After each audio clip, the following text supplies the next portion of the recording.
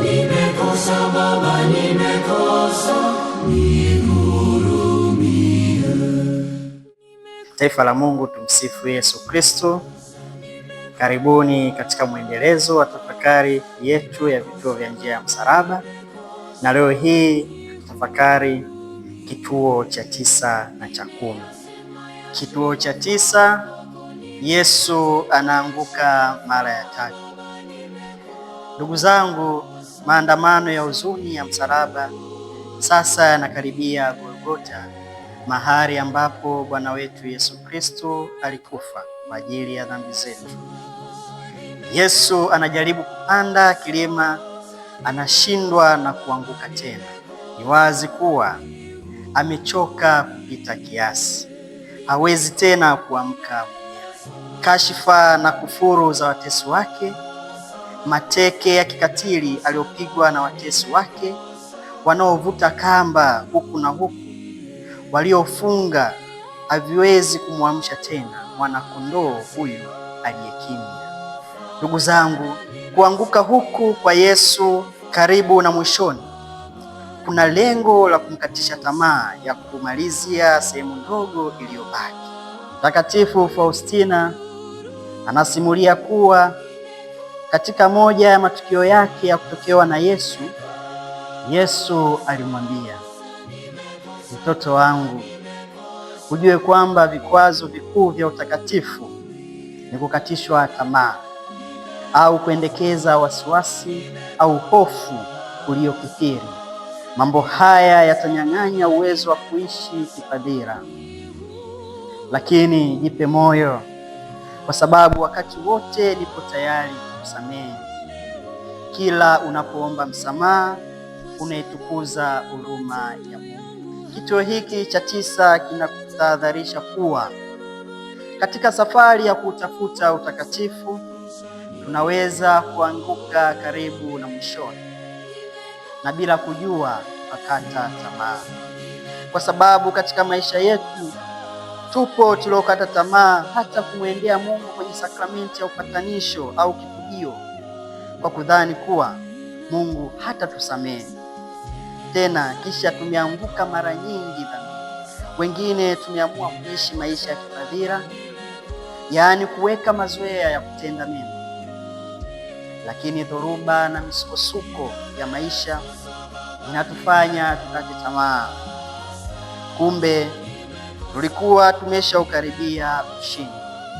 Ndugu zangu, kituo hiki cha 9 kinatukumbusha kuwa wakati mwingine wale waliokata tamaa maishani hawakujua ni kiasi gani walikuwa wamekaribia mafanikio. Kristo angebaki chini alipoanguka, basi angekuwa ameachia safari ya ukombozi karibu kabisa na mwishoni. Ndugu zangu, tusikate tamaa katika magumu au changamoto tunazopitia. Tuinuke kwa ujasiri na matumaini tele, na tusonge mbele katika kumfuata Kristo mkombozi wetu. Kituo cha 10, Yesu anavuliwa nguo. Wapendwa katika Kristo, katika matumizi yetu ya lugha ya Kiswahili, ukisikia mtu anamwambia mwenzake maneno haya, yaani umeamua kunivua nguo mbele za watu, nafikiri haitakuchukua muda mrefu kuelewa kuwa anayezungumza anamaanisha kuwa amedhalilishwa kwa namna moja au nyingine. Sasa vuta picha ya kituo hiki kuwa Bwana wa mbingu na dunia, anayeyavalisha na kuyapamba maua, anayewalisha na kuwatunza binadamu wote, anavuliwa mavazi yake.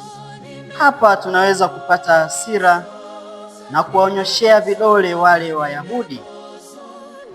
Lakini naomba tujiulize, mimi na wewe tuliobatizwa na kuwa Wakristo, ni mara ngapi tunamvua Kristo nguo au kumdhalilisha kwa matendo, maneno na mawazo yetu, hasa pale tunapotenda, kuwaza au kunena mambo ambayo mpaka yule asiyemwamini Yesu anasema.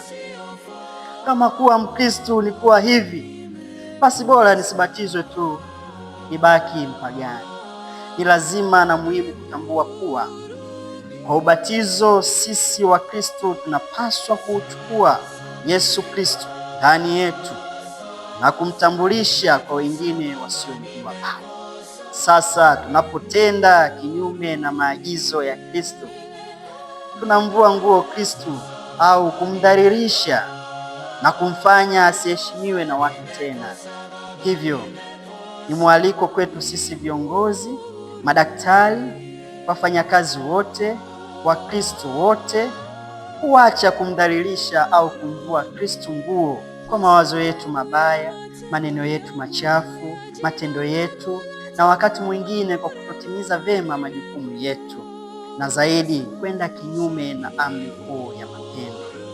Kwa upande mwingine, tunamvua nguo na kumdhalilisha Kristo hasa pale tunapowafanya wengine wadhalilike, hasa kwa kuwasengenya, kuwasingizia wengine uongo na kutenda mambo kadha wa kadha kinyume kabisa na haki za kibinadamu, kwa sababu watu wote ni sura na mfano wa Mwenyezi Mungu.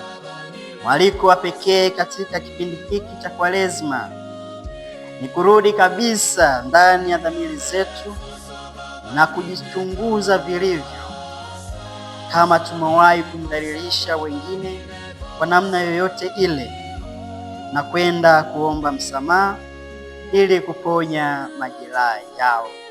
Tunapoendelea kutafakari njia hii ya msalaba, basi tumwombe Mwenyezi Mungu atujalie fadhila ya msamaha, hasa kwa wale ambao tumewakosea au wametukosea kwa namna moja ama nyingine.